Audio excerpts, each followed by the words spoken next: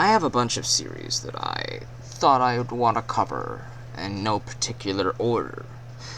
You're looking at one of them right now. I've also got the Nightmare series, the Friday the 13th series. Wanted to talk about the other Halloween movies. I've got the Star Wars movies that I wanted to do a retrospective on. I've got the Paranormal Activity movies that I thought I was going to do a retrospective on. But first, I thought, why not talk about the black sheep of the X-Men franchise? Even though the X-Men franchise has two black sheep, if you count The Last Stand. Not too many people like that one either. But they like this one even less.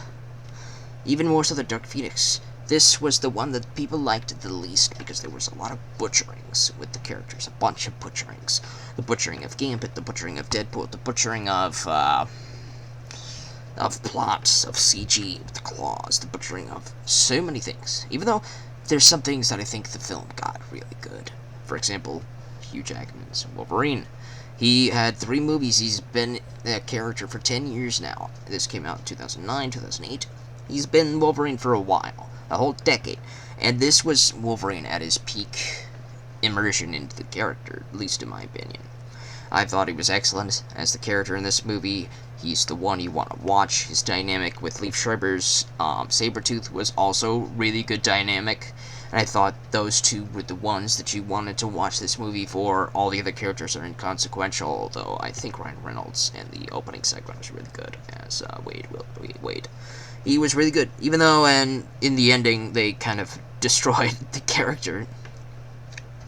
Was this the first superhero movie where they actually completely butchered a character, like almost completely in all shapes and sounds and forms of the word, butchered the character? They butchered Deadpool in the finale. Now, I didn't know who Deadpool was when I first watched this in 2009. I was a big fan of the X-Men movies. I watched the X-Men Evolution TV series, and I sporadically watched episodes of the previous TV series. I believe it was just called X-Men. So I was like a casual fan. I didn't read the comics. I didn't know who Deadpool was. All the X-Men characters that I knew came from either the TV show or whatever. But I could tell, even as a casual fan, that they kind of messed up a bunch of characters. They messed up Gambit. I knew him from X-Men Evolution and the other TV series. Gambit was a fan-favorite character. Everybody wanted him to show up in the original trilogy, then he didn't. So now he finally comes in for the flashback in the X-Men Origins Wolverine story, and he kind of disappoints you. He's got interesting powers, he's got his abilities, it's all there, but there's just something off about him. He feels like a wimpy sidekick character. Like he should have had his own story, and they were going to make a Gambit movie. Had this kicked off, had this succeeded, they would have made at least 2 other Origin movies. They were going to do X-Men Origins Magneto and Gambit. They were going to do both of them. And I thought that would have been cool to see. Though they repurposed the X-Men Origins Magneto, I think, into X-Men First Class after this movie failed. And since the Deadpool character failed so hard, though Ryan Reynolds was so likable in the prologue chapter of the movie, they gave him the role again for the Deadpool movie. And then the sequel, and then now in the 3rd movie. So this film is important in a couple different ways. Maybe not important in that you should watch this because it's a good movie, but it's important in that it exists to have given us other things that had this not existed, you would not have gotten them, if that makes sense. As a story, it's fine. You watch it for Wolverine and Liev Schreiber and Stryker's, the triumvirate, little storyline. All of the other characters are inconsequential. Agent Zero's there to die to Wolverine. Blob is there. He's pretty interesting. I was fine with Blob. The little segment in the Act 2 with Blob, Will.i.am, and Logan, that was fine. I found that pretty funny. Liev Schreiber and Logan's dynamic was really good. I thought that was the best part of the movie. These two characters have great chemistry together, and they really sold the film to me. They sold that brother that they spent 100 years together type of vibe, and I thought that was really nice to see. And I also like that after this movie came out, they did a little comic, like a one-shot comic, mostly focusing on the Sabretooth character and how he gets amnesia as well. The Sabretooth character gets amnesia so that when you get into the 1999 X-Men movie, you realize that both of them have amnesia and they both don't remember each other. But there's certain things that you see in the 1999 X-Men movie that make you think that he remembers something. The Sabretooth in the 1999 X-Men movie had a fascination with Logan's dog tags.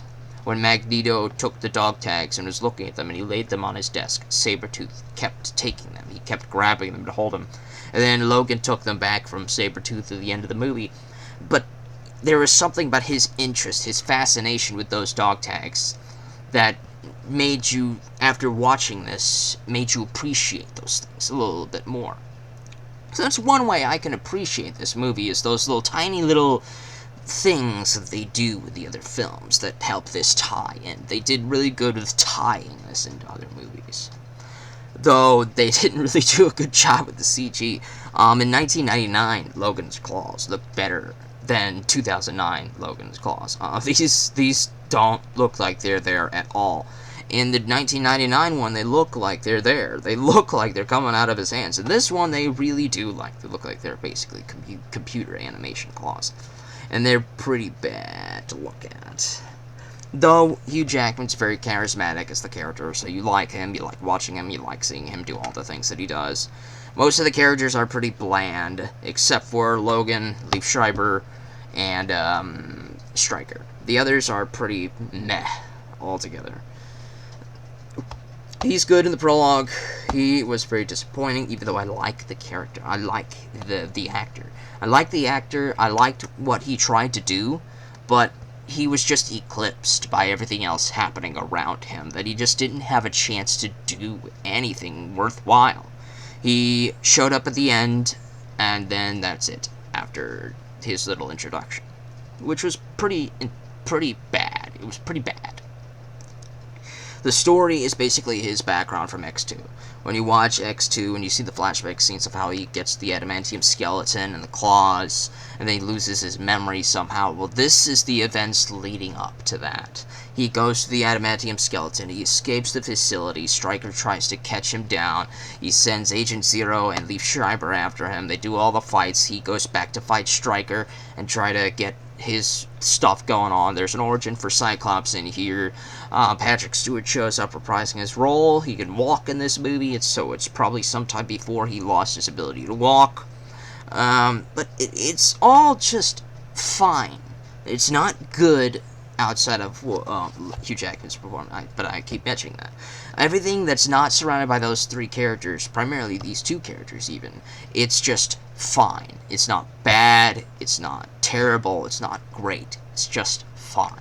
This movie is just fine. If you are a fan of the character of Wolverine, then that's probably why you watch this movie. So you could just see more of Logan, see more of him doing whatever he does. And for that purpose, as it was for me when I watched this in 2009, it was fine. So, yeah, that's it. I'm done with that. Be imaginative, everybody.